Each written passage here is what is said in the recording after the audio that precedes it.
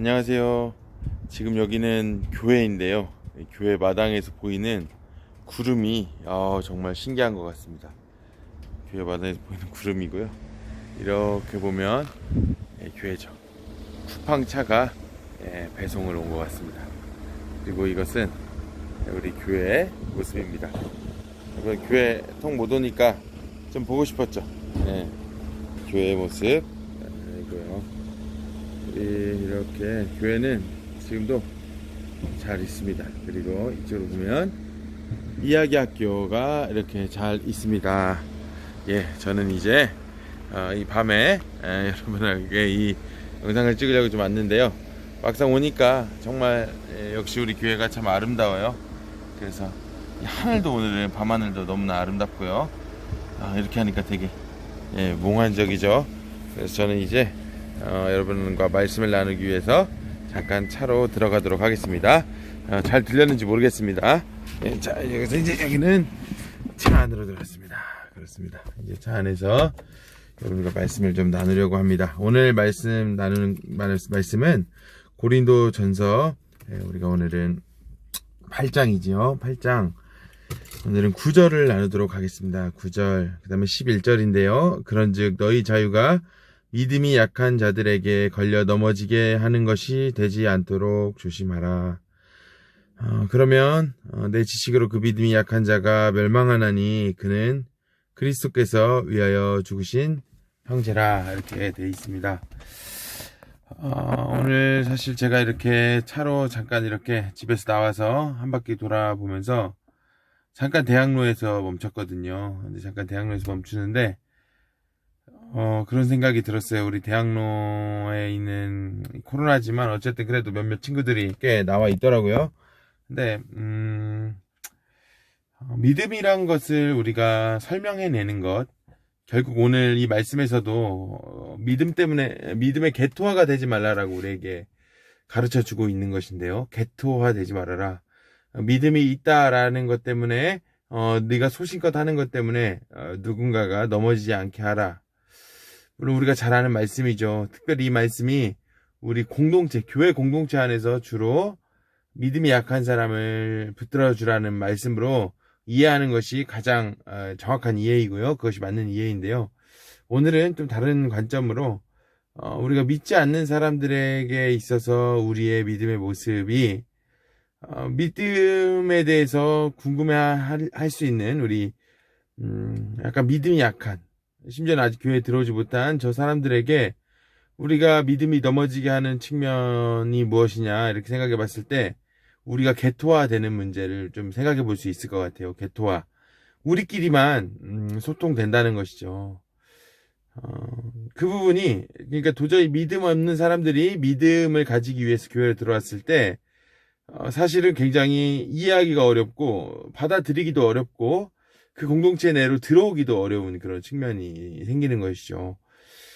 개토화되는 것, 그 부분에 대해서 잠시 고민을 해봤습니다. 저는 교회가 연약한 사람들을 마땅히 품어야 된다고 생각합니다. 그리고 연약한 사람도 얼마든지 올 수 있는 교회가 되는 것이 마땅하지요. 반드시 교회는 그래야만 합니다. 그러나 또 한편으로 우리가 고민해볼 문제는 무엇이냐면 연약하다는 것을 받아들인다는 이유로 우리가 조금 부족한 점을 받아들인다는 이유로 부족한 것이 그 자체가 표준화돼서는 안 된다는 것이죠. 그러니까 즉 성격이 나는 모났어. 그래서 다른 데서 아무도 안 받아주는데 교회에서는 받아준다고 합시다. 그런데 교회에서 그것을 받아준다고 하더라도 내가 그렇게 교회에서 받아들인 바 되는 것이 당연해 라고 받아들인 문제는 또 다른 문제라는 것이죠. 그렇다면 우리가 무엇을 고민해 봐야 되냐면 결국 많은 사람들에게 통용 가능한 성품, 그리고 많은 사람들이 이해 가능한 성품으로 우리의 기준을 삼고 교회도 그런 상식 속에서 세워가고 그런 상식 속에서 교회 공동체를 갖고 가는 것이 꼭 필요하다는 말씀을 오늘 드리고 싶은 거예요.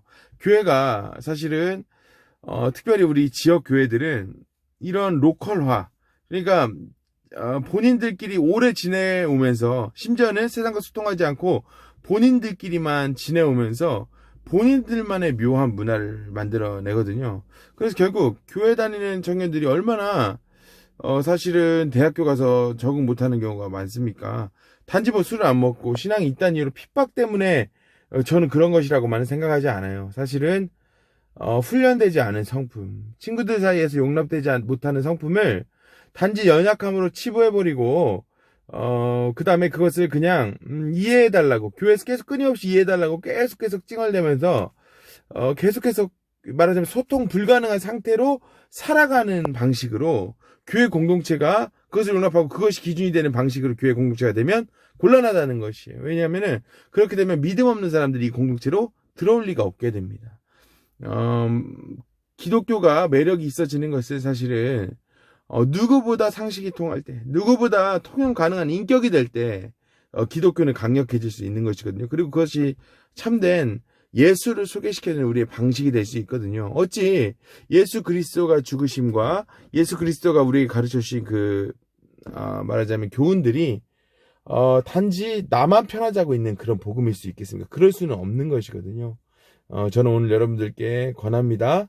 우리가 오늘 세상에서 나아가서 대학로 한복판에 나가서 그 어느 누군가가 우리에게 말을 걸어온다 할지라도 우리는 통용 가능한 인간이 오늘 맞습니까? 오늘 우리는 그 사람들에게 친절과 온유를 베풀 뿐만 아니라 그들의 마음을 넓게 헤아릴 수 있는 그런 인품을 가진 사람들이 맞습니까? 오늘 우리는 어느 곳에 가서도 저 사람 정말 참 좋은 사람이야.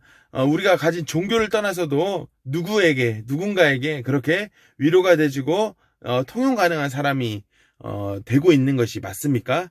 그것이 기준이 될 때 우리는 믿음이 연약한 사람들을 불러 모을 수 있는 말하자면은 공동체가 될 수 있다라는 것이죠. 오늘은 완전히 말씀을 제멋대로 해석해서 한번 나눠봤습니다.